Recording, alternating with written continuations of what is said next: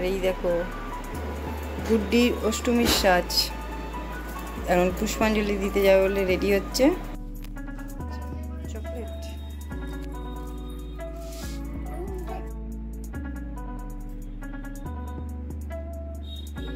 তোমরা বলো কেমন হয়েছে, কেমন দেখতে লাগছে?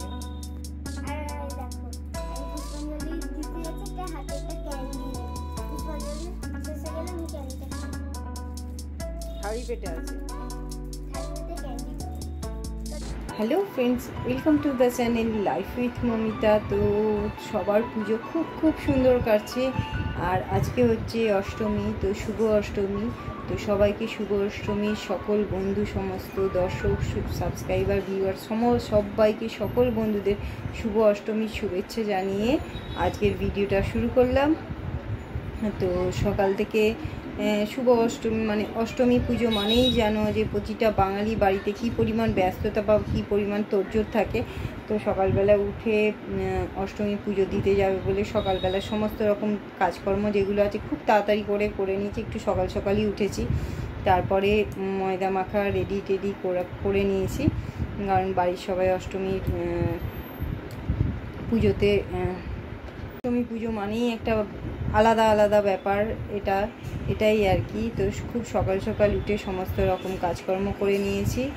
আর অষ্টমী পুজো মানেই হচ্ছে যে রান্নাবান্না, মানে একদমই বাড়িতে নিরামিষ রান্নাবান্না। আর সকালবেলা উঠে ঠাকুরকে, মানে আমার গোপাল ঠাকুরকে নতুন জামা কাপড় পরিয়ে পুজো করলাম। খুব মনটা শান্তি লাগে, বেশ খুব ভালো লাগলো। পরিবেশটা চারদিকে ঢাকবাজ, যে বাড়ির একদম কাছে পুজো হয় তার জন্য ঢাকবাজ যে সবসময় বেশ চারিদিকটা একটা বেশ গমগমে রমরমে পরিবেশ, এই আর কি। আর তারপরে এসে মেয়ে পুজো মণ্ডপে গেল এই। আর যদিও আমরা যাইনি, কারণ কি এই বছর আমরা যাব না, মানে এই বছর আমাদের পুষ্পাঞ্জলি দিতে পারবো না। তো তোমরা যারা আগের হয়তো ভিডিও দেখেছো তোমরা জানো যে এই বছরটা আমাদের কালা অসুচ, তো পুষ্পাঞ্জলি দেওয়া বা এই ধরনের কোনো কাজে এই বছরটা আমরা থাকতে পারবো না।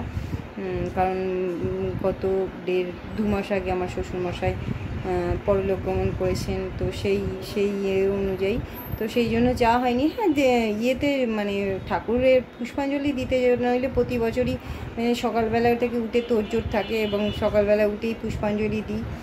তো অষ্টমীর পুষ্পাঞ্জলি দিয়ে আসা, তারপরে আবার মহা অষ্টমীর পুষ্পাঞ্জলি দেওয়া, প্রতি বছরই আমি মানে 2টো পুষ্পাঞ্জলি দিই, তারপরে এসে খাওয়া দাওয়া করা যা হয়। তো এবছর তো মহা অষ্টমীর অঞ্জলি বোধহয় রাত্রির দিকে পড়েছে, রাত্রির 11টা নাগাদ পড়েছে এই। আর সকালবেলা থেকে উঠে পুজো টুজো করলাম। তো তারপরে সব মেয়েকে রেডি করালাম, মেয়েকে গেল একটু মণ্ডপে গেল, আর তারপরে একটু বিছানা গোছালাম। মেয়ের রিকোয়েস্টে আবার কালকে একটা অন্য চাদর পেতেছিলাম, বেড কভার পেতেছিলাম, তো এই বেড কভারটা পাতলাম, এই সাদা রঙের বেড কভারটা এটা পাতলাম। এটা একদম নতুন নয়, আর কি বল না, এর আগে আমি একবারই পেতেছিলাম অবশ্য।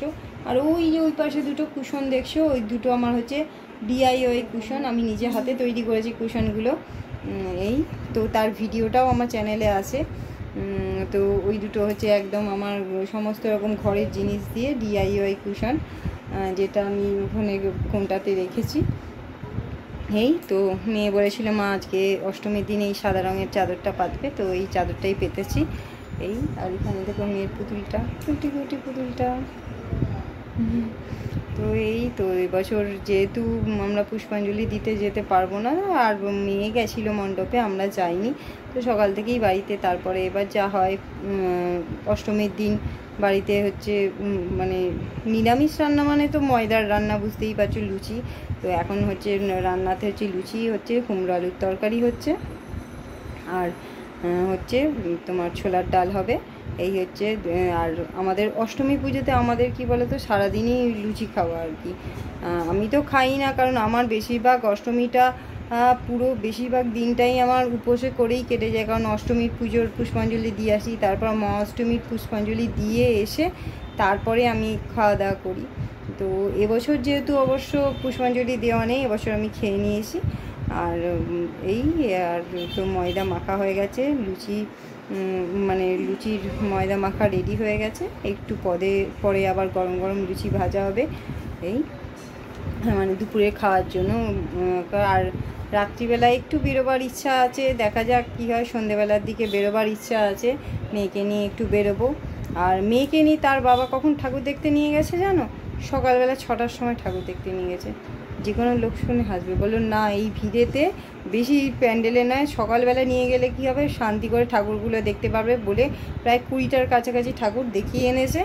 আবার বিকেলবেলা যাবে সেটা নয়, বলে বিকেলবেলা বেশি ভিড়েতে মানে ধাক্কাধাক্কি করে যাওয়ার দরকার নেই, দেখবে বিকেলবেলাও নিয়ে যাওয়া হবে ঠাকুর দেখতে, কিন্তু সকালবেলা সমস্ত ঠাকুরগুলোকে একদম ভালোভাবে দেখিয়ে এনেছে।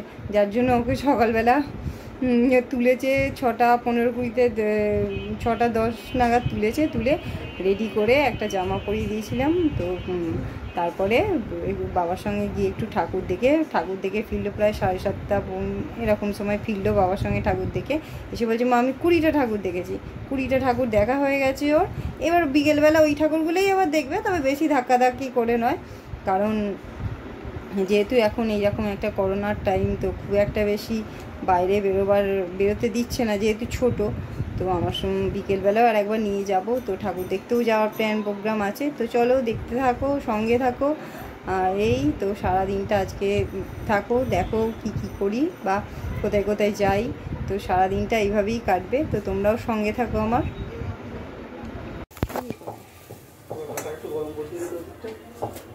গরম বসাতে হবে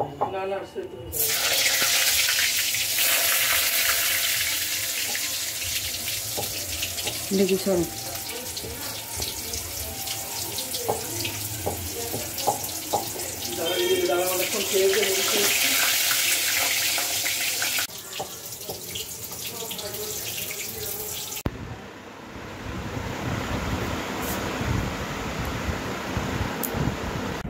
তো এখন হচ্ছে সন্ধ্যাবেলা, দুপুরে খাওয়া দাওয়ার পর তারপর থেকে এখন এসে তোমাদের সঙ্গে দেখা করছি। আর সাজগোজ করে নিয়েছি, মানে একটু ঠাকুর দেখতে বেরোবো। যদিও এটা অষ্টমীর লুক একদমই নয়, কারণ একদম খুব সিম্পল একটা লুক, খুব সিম্পল একটা শাড়ি পরেছি। আর সাজগোজ বলতে যেটুকু মানে ওই হালকা টিপ আর হালকা লিপস্টিক যাকে বলে সেই জিনিস। কারণ কি ওই মেকআপ করে মেকআপ গলে গলে গরমে নামার থেকে মেকআপ কম করা খুব ভালো, এটাই মনে করলাম। আর অন্যান্য শাড়ি সত্যি কথা পরতে ইচ্ছা করছে না, জড়ির টড়ির শাড়ি পরতে ইচ্ছা করছে না, যা গরমে একটু ও একটা সিম্পল জামা পরেছে। আর আমি আর মেয়েই যাব, বর তো নেই, বরের ডিউটি আছে, তো সে চলে গেছে। সকালেই মেয়েকে ঘুরিয়ে দিয়েছে ঠাকুর তো বললামই পরে এবার এখন আমাকে যেতে হবে, মানে আমাকে ওকে নিয়ে কাছে পিঠে কয়েকটা ঠাকুর দেখে চলে আসবো। কি করব, বাচ্চা মানুষ, ওর জন্যই বেরোনো, নাহলে আমি বেরোতামও না এই গরমেতে, এই আর কি। তো এই হচ্ছে মা আর মেয়ের অষ্টমীর লুক, একদম সিম্পল লুক। এত গরম কিচ্ছু মেকআপ করিনি, মুখে জাস্ট একটু ফেস পাউডার দিয়ে আর একটু কাজল, একটু টিপ, ব্যাস। এই হচ্ছে একদম সিম্পল লুক। আর একদম একটা হালকা ঢাকাই ব্যাস। এই ঠিক আছে আমার গরমে। তো চলো একটু ঘুরে আসি, ঘুরে এসে তারপরে আবার চলো তোমরাও চলো কয়েকটা ঠাকুর দেখে আসি। চলো দেরি হয়ে যাচ্ছে চলো তাড়াতাড়ি চলে আসবো। বড় জোর 1 ঘন্টা ঘোরাবো, 1 ঘন্টায় যে কটা ঠাকুর দেখা হবে দেখবো, চলে আসবো। যা বিভৎস গরম, কিছু মনে হচ্ছে না, মনে হচ্ছে বাড়িতে চুপচাপ ছাপা শাড়ি পরে চুপচাপ বসে থাকি আর টিভিতে পূজা পরিক্রমা দেখি। এর থেকে ভালো কিছু হতেই পারে না পুজোতে। আরে বাবা, খালি বাচ্চা মানুষ, একটু মন খারাপ লাগবে সেই জন্য যাওয়া, নইলে আমার খুব একটা যাওয়ার প্ল্যান নেই।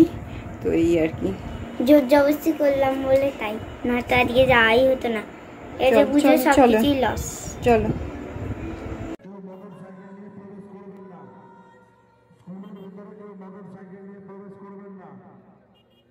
অষ্টমী উপলক্ষে সমস্ত দর্শনার্থীদের জানাই প্রীতি শুভেচ্ছা ও আন্তরিক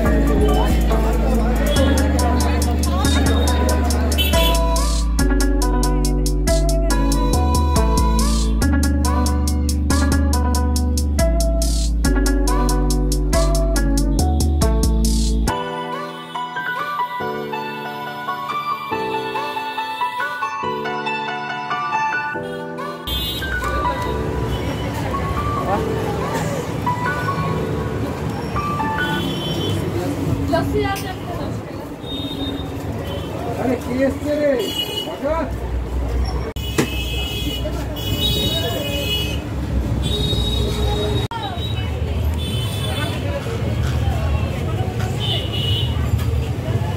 আমার কাছে মিষ্টি নয়, খাওয়া হয়ে গেছে। আমি যাতে আমার ডক্টর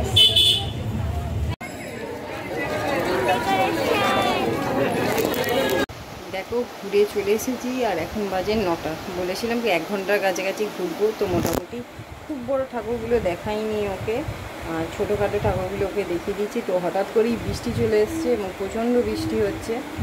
জানি না আমাদের এদিকে তো বেশ বৃষ্টি হচ্ছে, বেশ ভিজেও গেলাম। এই দেখো চুল একদম ভিজে আসতে গিয়ে বাড়ি একটু আগে থেকেই বৃষ্টি চলে এসছে। যাই হোক বাড়ি ঢুকে পড়েছি। এই চলো আর একটু রাত্রির দিকে সন্ধি পুজো দেখতে যাওয়ার ইচ্ছা আছে, এটুকুই।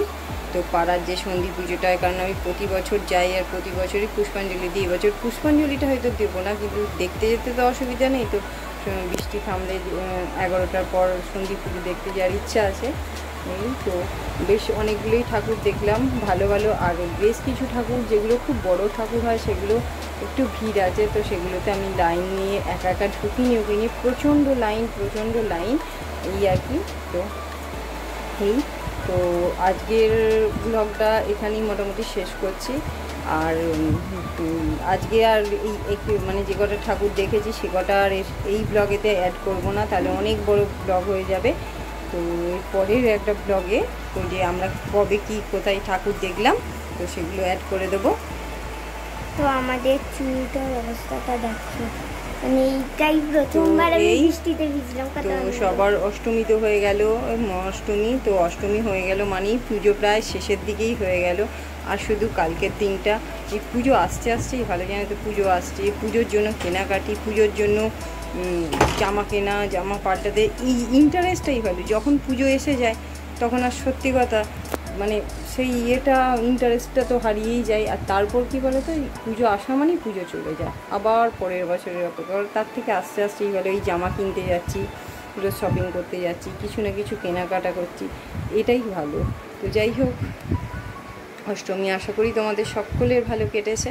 তো আমারও মোটামুটি ভালোই কেটেছে। তো বৃষ্টিটা হচ্ছে, তবে ভগবানের কাছে প্রার্থনা করি, যেন মা দুর্গার কাছে প্রার্থনা করি যেন কালকের দিনটা বাঁচিয়ে দেয় আর বৃষ্টি না হয়। তাহলে বাচ্চাদের আর একটু যে আনন্দটা আছে সেটাও মাটি হয়ে যাবে। আমাদের থেকে ওদেরই তো বেশি আনন্দ বলো। এই তো চলো আজকের ব্লগটা এখানেই শেষ করলাম। সবাই ভালো থেকো, আর যে কটা দিন আছে খুব এনজয় করো। তো আজকের মতো টাটা, গুড নাইট।